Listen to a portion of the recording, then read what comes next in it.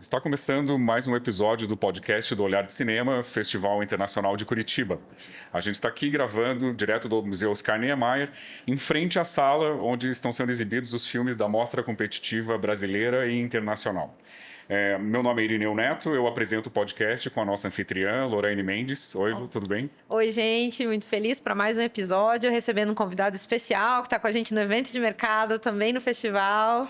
Então, nesse episódio a gente conversa com Adrian Museletti, que aceitou o aportuguesamento total do nome dele, que era Adrien Muselet.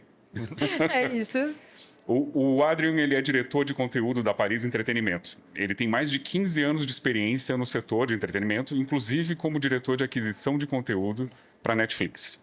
Hoje, na Paris, ele trabalha no desenvolvimento de filmes e séries e supervisão criativa das produções em andamento.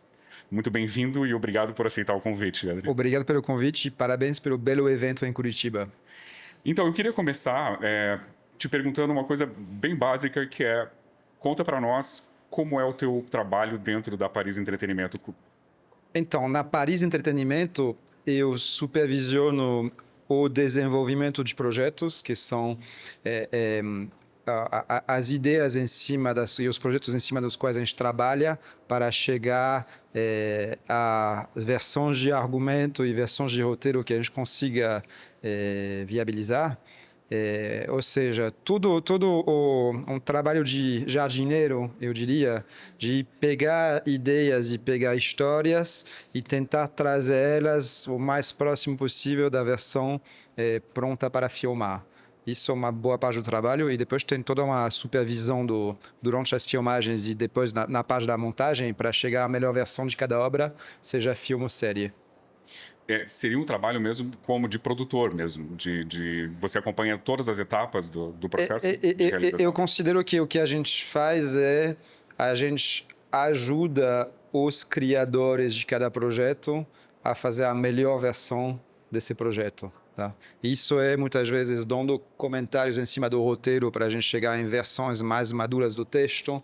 Isso muitas vezes é discutindo internamente quais são as melhores cabeças de equipes ou qual é o melhor elenco para essa história atingir o maior público possível, muitas vezes trabalhando de forma profunda nas várias versões de montagens, de maneira a certificar que cada filme ou cada série é a melhor versão do material que foi filmado. Você poderia dar um exemplo de uma ou duas produções em que você trabalhou ou que foram recentemente concluídas? Eu acho que tem um caso que, por acaso, estreia hoje na Netflix, que é Homem com H.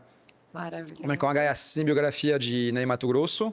O filme lançou em cinema dia 1º de maio e fez mais de 620 mil ingressos, e o filme estreia hoje na Netflix. É em 190 países. Então, Homem com H é um projeto no qual, dentro da Paris, fizemos muitas versões de roteiro.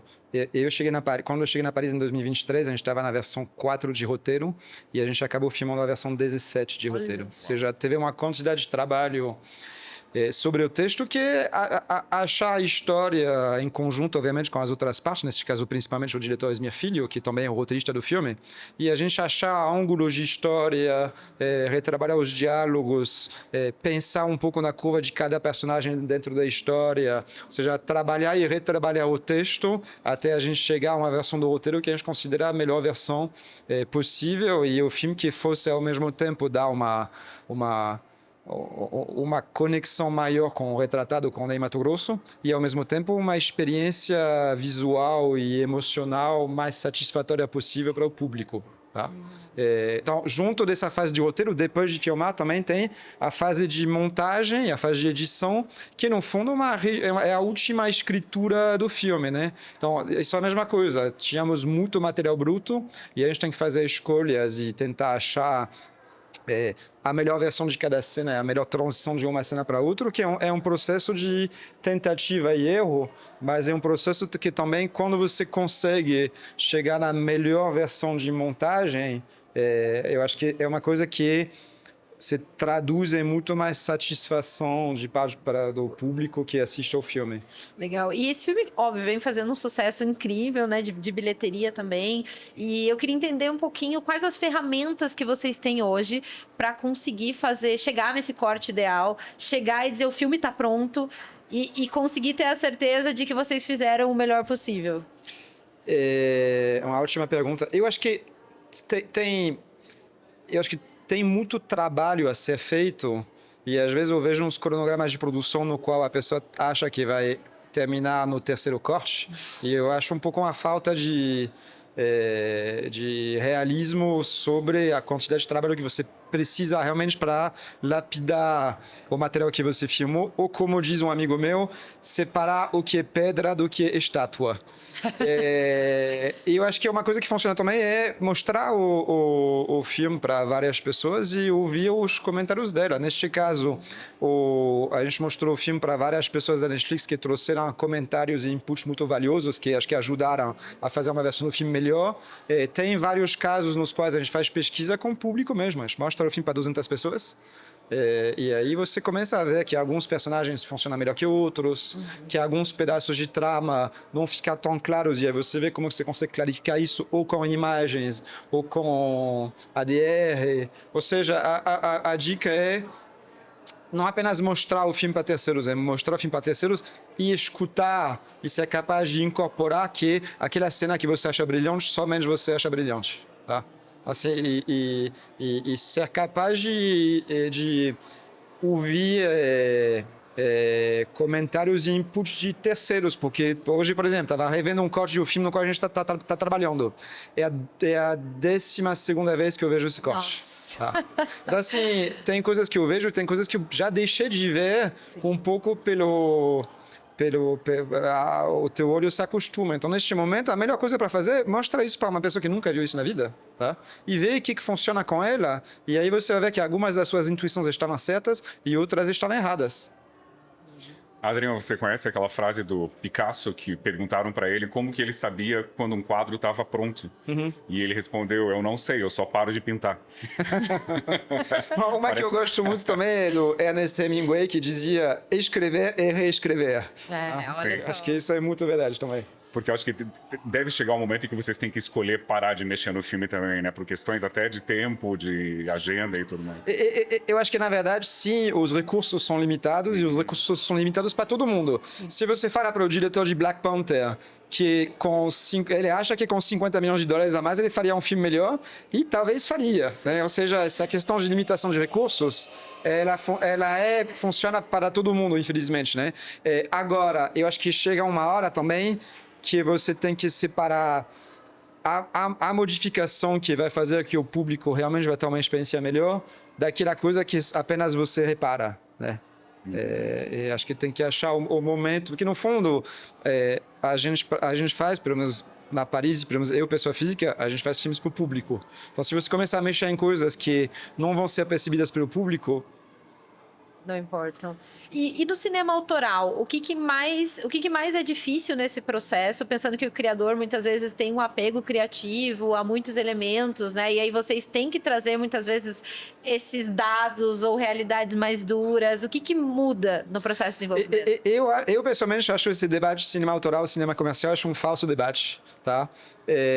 Eu acho que por exemplo, quando você pega Homem com H, você tem um criador que tem uma identidade visual e narrativa muito forte, que é o Esmir Filho, e assim, os inputs e os comentários que a gente traz não é para deixar de ser um filme do Esmir Filho, porque é a voz dele que a gente quer e a visão dele que a gente quer, né? A questão é como a gente consegue pegar essa voz e pegar essa visão e fazer dela, ajudar a fazer dela a melhor versão dessa história. Eu acho que toda a história só é contada uma vez, né? E a gente é uma indústria de protótipo no qual o filme só é feito uma vez. Não vão ter 5 filmes sobre Ney Matogrosso. Então, assim, como a gente consegue fazer a melhor versão, neste caso, da visão... A gente não faz, quem faz é o diretor. Como a gente consegue ajudar ele a fazer a melhor versão dessa visão E eu acho que justamente pegar vozes com muitas aspas autorais e levar elas para fazer filmes de maior público, por mim é uma missão dos nossos produtores. E Hollywood faz isso muito bem. Hollywood pega o cara que faz um filme de Sundance meio doido e leva ele para fazer o próximo Marvel. É muito comum. Eu acho que é um reflexo que a gente tem pouco no Brasil, talvez porque acho que falta um pouquinho de confiança de algumas pessoas do cinema, entre aspas, autorais, acham que as propostas delas vão ser desnaturadas indo para comunicar com um público maior. E eu acho que algumas pessoas do cinema, entre aspas, mais comercial, talvez pensam que os autores não estão prontos a adaptar algumas coisas das obras deles para atingir um público maior, né? Mas eu acho essa desconfiança muito negativa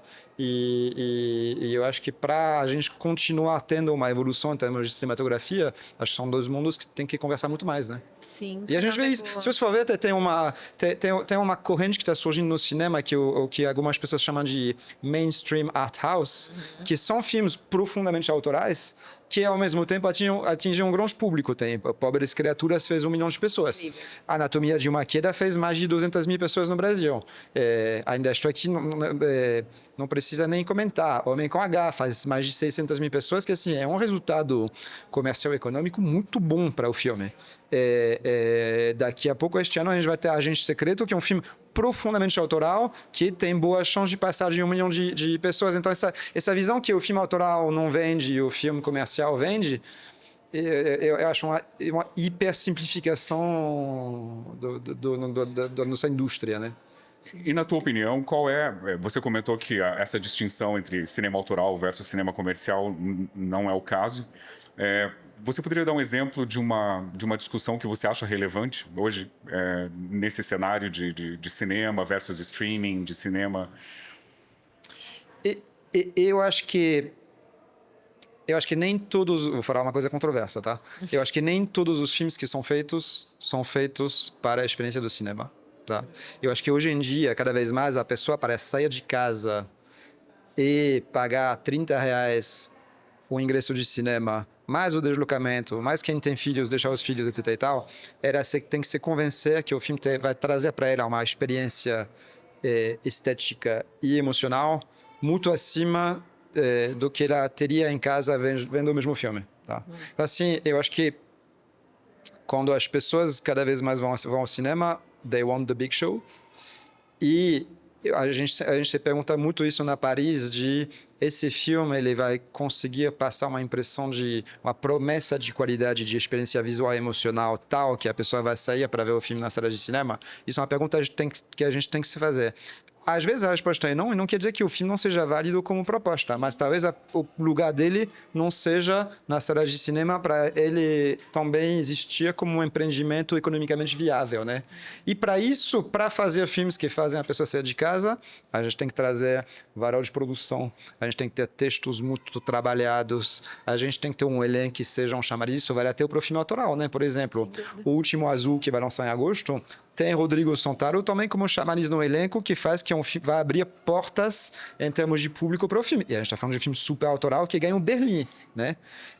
Então, assim, a gente tem que ter mais dias de filmagens para a gente poder ter mais material, para a gente poder ter uma variedade visual de locações. Ou seja, eu acho que cada vez mais para o filme ser um sucesso no cinema, ele tem que também escapar de condições de produção que condenam os filmes a uma certa estética que o público de sala de cinema não quer mais ver na sala de cinema.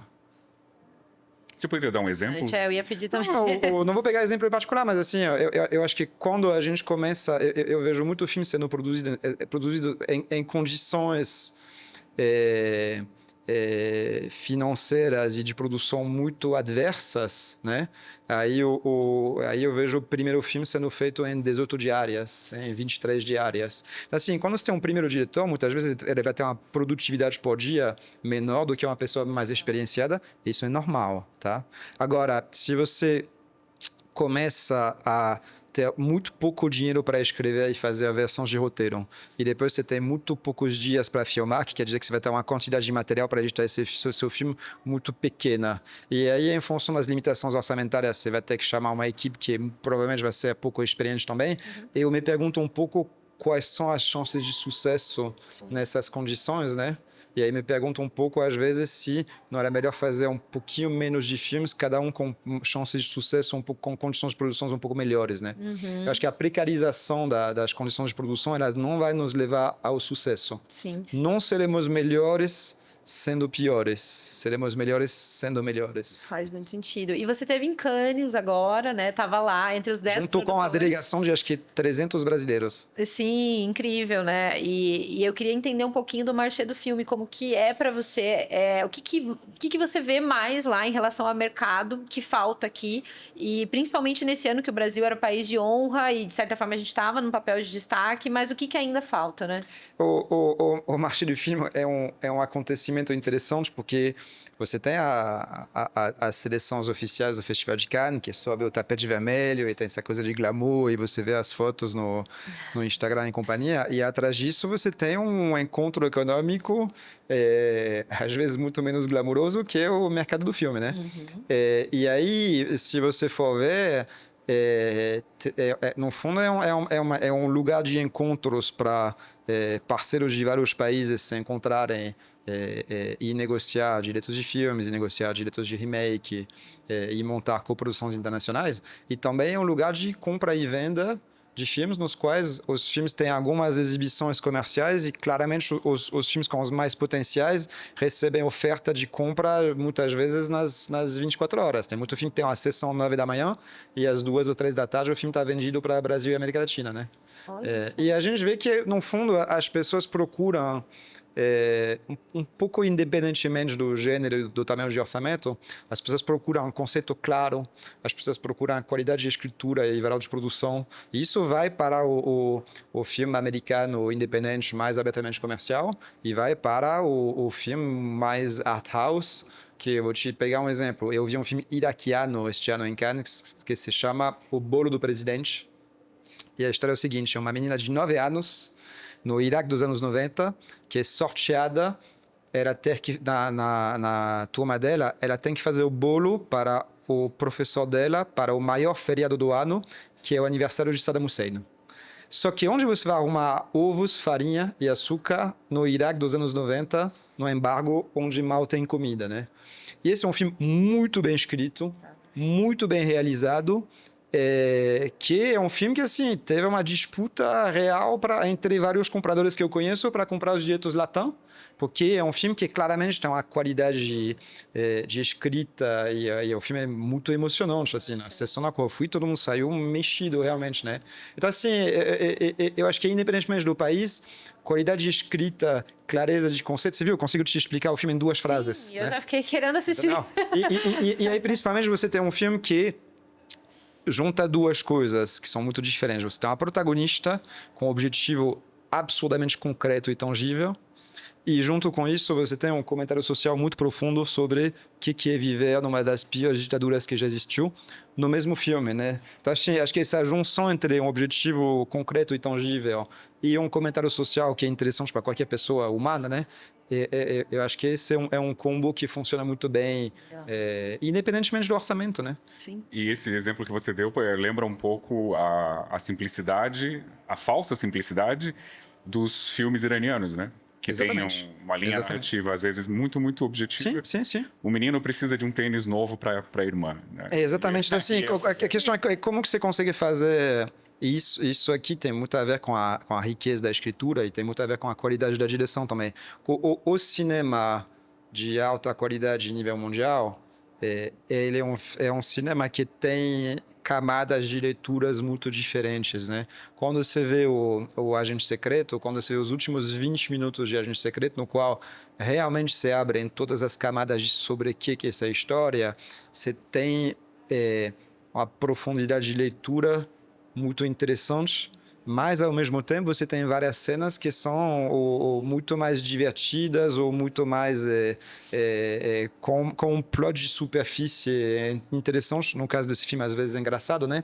Mas a questão de ter várias camadas é uma coisa muito importante em termos da experiência do público desse tipo de filme em festivais, né? O Adrian tá fazendo, desculpa, ele tá fazendo inveja para nós porque a gente não assistiu ainda, tudo bem. E eu acho que é uma coisa que a gente tem que procurar na escritura, de você ter o plot e você ter os subtextos. E às vezes um erro comum que a gente vê em vários projetos no Brasil e fora do Brasil é que o subtexto esmaga o texto. E aí, no fundo, o filme quer demonstrar uma tese ou apoiar um ponto de vista político às custas dos personagens do filme. E, em geral, quando você começa a descalibrar um pouco esse equilíbrio, a audiência tende a não reagir muito bem. Uhum. Sim, fica algo força a barra. Exatamente. A segunda camada, ela tem que ser a segunda camada, ela não pode ser a primeira camada. Sim, e é um equilíbrio muito sutil também, né? Aí que vem a arte. É que nem você colocar sal na comida, mas teu prato não tem gosto de sal. São duas coisas diferentes. Comida tailandesa, inclusive, isso. Me chamou a atenção que você fala bastante da qualidade do texto, né? Da qualidade do roteiro, da escritura. Eu acho isso fascinante, porque a gente está falando de cinema, mas ele parte de um texto escrito, e eu queria te perguntar um pouco mais sobre como você identifica essa qualidade num roteiro? O que um roteiro precisa ter, enfim? É imensamente subjetivo, mas é engraçado que quando você faz pesquisas perguntando para pessoas por que elas foram ver esse filme, a resposta número 1 no mundo inteiro é a história. Tá? Assim, as pessoas estão atrás de histórias e as pessoas vão assistir um filme porque a história interessa a elas. Faça um teste, que é um teste que eu faço toda semana quando eu quero convencer a minha mulher a assistir alguma coisa comigo. Qual é a pergunta que ele me faz? É sobre o quê? E aí, em geral, eu tenho direito a 2 frases para convencer ela que essa história é interessante. Tá? Então, assim, e eu faço isso com os meus projetos. Será que eu vou conseguir? Isso é uma coisa... Faça isso com os projetos de vocês. Vocês conseguem, em 2 frases... No churrasco domingo, levantar o interesse da pessoa que está do seu lado, que não tem nada a ver com cinema? Se a resposta for sim, em geral é um bom sinal. Se a resposta for não, em geral não é um muito bom sinal em termos de público, né? Mas sobre a qualidade do texto, assim, a gente lê muito e a gente lê muito há muitos anos, né? Por mim, tem algumas coisas que a gente olha no texto. A primeira coisa é, eu quero ler a página seguinte. O texto consegue me manter interessado durante 100 páginas, tá? E aí tem uma questão de densidade narrativa e tem uma questão de atiçar a curiosidade do público. Acho que é o filme que te deixa umas perguntas em aberto para você sempre querer saber o que vai acontecer depois. É um elemento importante. Acho que construção de personagens é uma coisa fundamental também, sobre o qual eu vejo vários criadores dando menos importância a isso do que poderia. E aí, muitas vezes, também, assim, eu sempre penso, o que faz que a gente para de ler um roteiro? E muitas vezes é o seguinte, essas pessoas não me interessam e eu não me importo com o que pode acontecer com ela, entendeu? A pessoa pode morrer na página seguinte, I don't care. E quando você tem personagens que não são interessantes não quer dizer bonzinho, são 2 coisas diferentes, tá?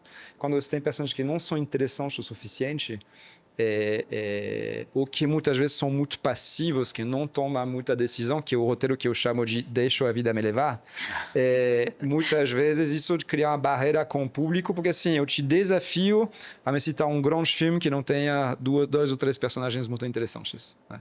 Assim, essa questão do interesse geral, essa questão dos personagens, tem uma questão de ritmo também, e depois tem uma questão de estrutura, né? Existe uma quantidade de acontecimentos suficientes nessas 100 páginas para eu assistir até o final. E no caso por exemplo, existem roteiristas que gostam de dar mais coordenadas para o diretor, né?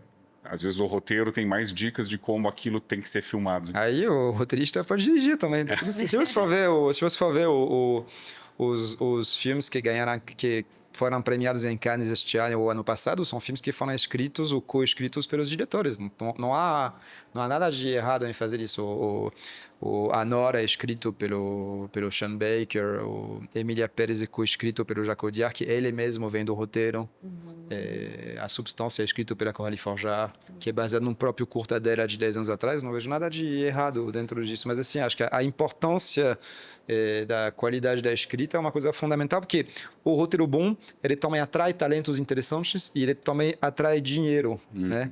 Então, assim, e por que ele atrai tudo isso? Porque ele promete um filme muito envolvente e também ele te protege contra uma execução, porque você vai ter um roteiro bom e depois você vai ter a execução, né? A execução ela pode fazer que o filme seja melhor que o roteiro ou que o filme seja menos bom do que o roteiro.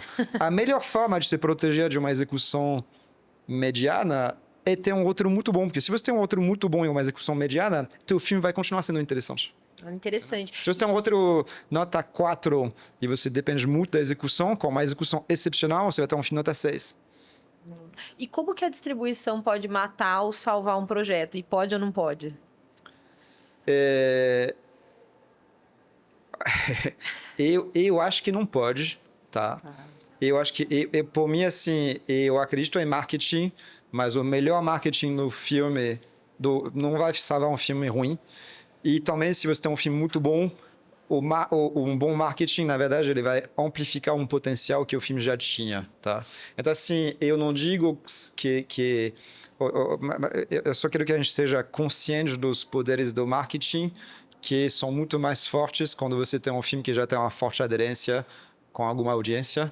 E também, assim, tem vários projetos que eu vejo, às vezes, que eu simplesmente não consigo entender qual é o público do filme. O público do filme é muito pequeno. Mas, de novo, se você não for pensar no público no minuto que você tem a ideia e na hora que você consegue escrever o argumento, começar a pensar no público quando você fechou o código do filme, você já está muito atrasado, né? Sim.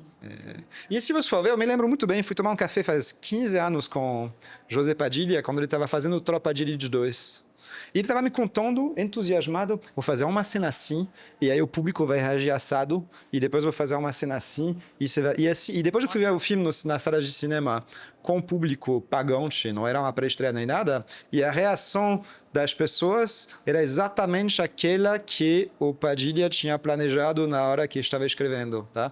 E a gente está falando de um dos maiores diretores do Brasil desse século, num filme que fez 10 milhões de ingressos, né? Ou seja, a conexão com o público, ela também é voluntária. Até quando você vê a Substância, que ganhou o prêmio de melhor roteiro em Cannes e que fez no Brasil, acho que mais de 600 mil pessoas, é um filme que é voluntariamente, isso não é uma crítica, é altamente manipulativo em relação às emoções do público, de forma muito planejada. E assim, eu não acho isso uma crítica, acho o filme incrível, né? Uhum. Mas assim, pensar que a pessoa fez isso unicamente pensando na realização pessoal dela e sem pensar na emoção do público, acho que é um pouco uma negação da realidade. O filme funciona muito bem. Vá ver o filme no cinema com o público, principalmente com o público feminino. Sim. E quando o diretor ou a diretora são habilidosos, né? Você não se incomoda. Você até diz, por favor, me manipule, né? Eu quero sentir essas coisas. Gente, a gente está fazendo assim, o que acontece no filme não acontece na vida real. A gente está numa forma de arte que, como qualquer forma de arte, procura, ou pelo menos deveria procurar, criar emoções nas pessoas que assistem ela, né? Tocar de alguma forma, né? É porque às vezes acho que a gente acho que tem uma coisa do cinema independente de se construir contra a novela e a TV aberta, e às vezes ao ponto de esquecer coisas que a novela e a TV aberta têm de bom, que é criação de personagens muito trabalhadas e uma procura por emoção, às vezes indo melodrama, mas que também funciona. E aí eu vejo alguns filmes ou alguns realizadores que querem ir contra isso. Então, como a TV aberta tem personagens fortes e uma procura pela emoção, eu vou fazer filmes que fazem o contrário. E não, né? Não é porque você não gosta de novela ou de TV aberta que você dispensa a criação de personagens e a procura da emoção, né? Eu queria aproveitar, ao longo das nossas conversas aqui no podcast, é um assunto que tem aparecido com frequência, porque, afinal de contas, a gente está vivendo aí a era do streaming, e você tem a experiência tanto no streaming e agora no cinema. Então, você tem uma posição privilegiada para, de repente, oferecer algum insight ou falar sobre esse embate entre as duas áreas. Eu queria te perguntar, como você vê o futuro do cinema em relação ao streaming? Você acha que as coisas vão se acertar? Cada um vai conseguir coexistir pacificamente? Ou, pela tua experiência, vai ser um futuro disruptivo, complicado? Eu acho que a gente é um business que passa por revoluções cada 15 ou 20 anos. Teve o VHS, teve o DVD, teve o streaming, acho que a IA vai trazer um impacto em termos de produção nos últimos anos que ninguém está medindo ainda. Assim, o impacto do streaming no Brasil é o seguinte: você tinha um mercado que tinha um comprador para o seu filme e agora você tem um mercado que tem 10 compradores para o seu filme. E eu acho isso muito bom, ter mais concorrência. E eu acho que se você faz um filme independente, quanto mais potenciais compradores você puder ter para os direitos do seu filme, eu acho melhor para todo mundo. Ou seja, o impacto da concorrência em geral, eu acho benéfico, mas ao mesmo tempo, eu estou vendo que os streamers têm vários desafios nesse ambiente competitivo, que é atrair assinantes, e para isso você tem que ter uma plataforma que passe uma proposta de valor muito alta, principalmente para você poder subir o preço, subir a margem, né? Isso faz que há uma disputa sobre os maiores projetos que sobem os valores de pré-licença, isso é bom. E tem uma preocupação muito forte dos streamers sobre a retenção de cada conteúdo. Isso é, a pessoa que clica no começo, ela assiste até o final ou não. E para muitos streamings, isso é uma das principais medidas de sucesso, né? Que no fundo é um proxy de se a pessoa gostou de assistir esse filme ou essa série. A pessoa assiste até o final ou não. Então assim, isso traz por mim questões de, eu estou vendo os players ao mesmo tempo apostando valores maiores em projetos, mas ao mesmo tempo tendo uma exigência em termos de qualidade criativa muito maior do que antes. Eu acho isso bom, não acho isso ruim, acho isso bom. E ao mesmo tempo a gente tem que conseguir ter histórias e ter qualidade de escrita que fazem que a pessoa que vai clicar no filme vai assistir até o final, tá? E muitas vezes é uma coisa, quando eu trabalhava na Netflix, eu via muito as curvas de abandono. E você vê que se nas tuas 2 ou 3 primeiras cenas você não passa com clareza para o público sobre o que é o teu filme, quem são os personagens, qual é o problema que eles têm para resolver, e você não consegue atiçar a curiosidade deles, o abandono é muito rápido, né? Assim, no fundo, se você for ver, por exemplo, eu vou ao cinema desde que eu tenho 5 anos de idade. Eu acho que eu saí do cinema no meio do filme, talvez 3 ou 4 vezes, quando senti que o diretor realmente estava insultando minha inteligência. Agora, no streaming é exatamente o contrário. No streaming você uma fácil, forma de né? consumo no qual é isso. Vê aí, eu vejo, boto o play num filme, não é interessante o suficiente. Depois de 6 minutos, minha mulher pega o telefone e começa a ver o Instagram. Depois de 12 minutos, vira para mim dizendo o seguinte: vamos ver outra coisa, tá? Então, assim, eu acho que a gente tem que trouxe também uma aceleração da expectativa das pessoas em termos de densidade de escrita, que é uma coisa que a gente tem que levar em conta na hora que a gente escreve, né? Acho que tem isso, e também as pessoas se acostumaram a ver filmes e séries de muitos países diferentes, a maioria com valor de produção mais alto que antes. Então, eu acho que a gente tem uma audiência hoje que tem um letramento audiovisual muito maior do que 10 ou 15 anos atrás. Sim. A gente tem pessoas que têm muito mais cultura de filmes e séries porque tiveram muito mais acesso, e em função disso, a gente tem que produzir coisas melhores para a gente conseguir se comunicar com as pessoas. Ou seja, respondendo a sua pergunta, depois dessa resposta de 9 minutos, a chegada dos streamings é mais concorrência e potencialmente mais recursos, mas também o streamer e a audiência dele tem expectativas em termos de valor de produção e de roteiro muito mais altas do que antes. Legal. Tá? E você tocou no ponto da tecnologia também, né? De já, enfim, IA e toda essa questão imersiva que a gente vem vivendo de novas possibilidades. Como que isso já tem ajudado dentro da indústria, seja para avaliar a qualidade do projeto, para avaliar a audiência? O que você já tem visto de coisas legais em outros mercados e até no próprio Brasil?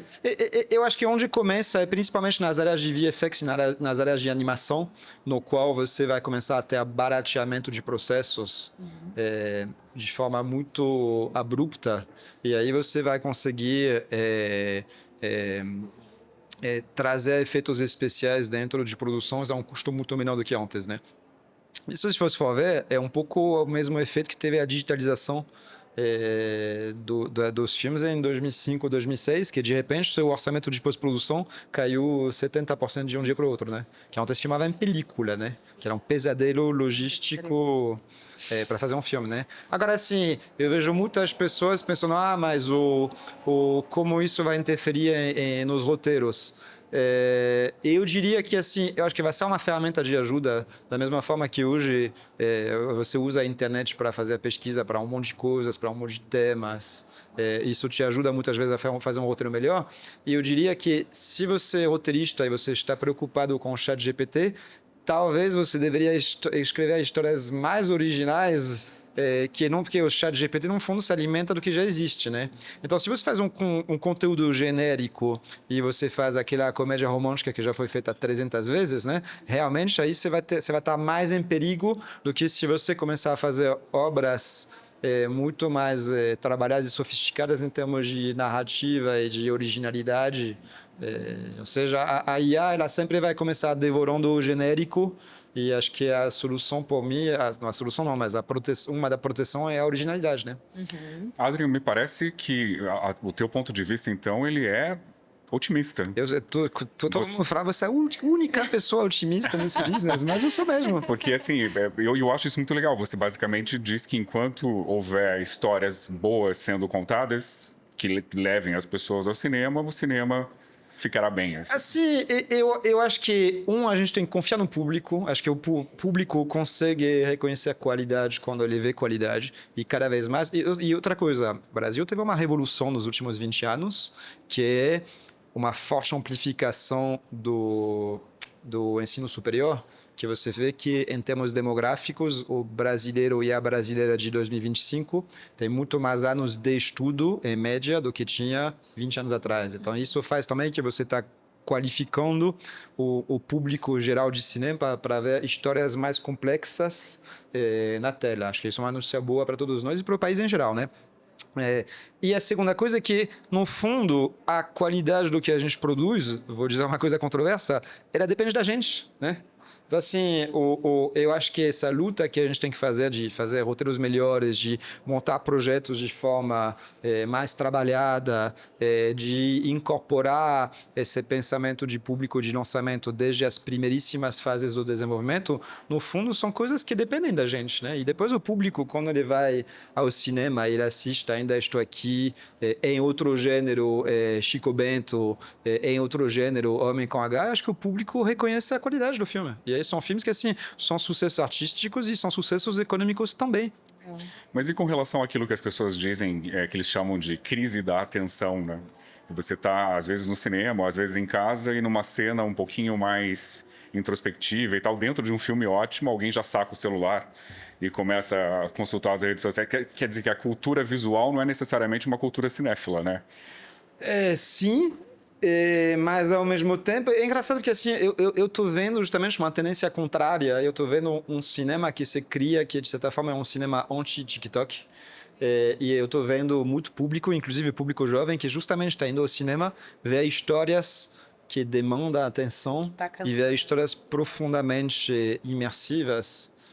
Então, assim, eu acho que tem essa discussão muito da sociedade de atenção, que acho que é sim um problema de saúde pública, mas ao mesmo tempo, em termos de cinema, a gente está vendo, de novo, 1 milhão de pessoas foram ver Pobres Criaturas, que o filme não é nada fácil, né? Não é um filme óbvio, desde os primeiros minutos, né? Ou seja, eu acho que também tem demanda de parte de um certo público de ter essa experiência imersiva que é ir ao cinema e você esquecer do resto da sua vida durante 2 horas. Ela continua existindo, né? Assim, agora, as coisas que as pessoas consomem são diferentes de antes. Por exemplo, depois da pandemia, o terror é um gênero que voltou muito forte na sala de cinema. E aí uma das leituras possíveis disso é você tem um público que quer ter justamente uma experiência sem interrupções, uma experiência imersiva e, ao mesmo tempo, quer ter a experiência coletiva de ver esse filme de forma não individual, entendeu? É um pouco na mesma linha. Você tem vários filmes de fé que estão funcionando muito bem. Teve o ano passado A Forja, lançado pela Paris, que fez mais de 3 milhões de pessoas, né? Nossa. Aí uma leitura disso também é que o filme, que é muito bem escrito e muito bem realizado, ele traz uma experiência emocional que acho que as pessoas querem ver de forma conjunta, que é um pouco a mesma coisa, diferença de você orar em casa ou de você ir na igreja. Então, assim, aí eu acho que talvez para algumas pessoas o cinema também tem ainda uma função coletiva de um pouco ir a uma forma de igreja cultural, né? Muitas reflexões, tô aqui pensando, filosofando internamente. Eu queria te agradecer muito, Adrien, por estar aqui com a gente. Foi um prazer enorme te receber na Casa do Olhar de Cinema, em nome de todo o festival, do mercado do cinema. Espero que você volte sempre, porque a gente vai estar de portas abertas. Agradeço o convite. Até o ano que vem. Até. E também queria aproveitar, gente, para vocês seguirem a gente nas redes sociais, acompanharem a gente também via aplicativo aqui do festival e não deixarem de curtir os próximos episódios.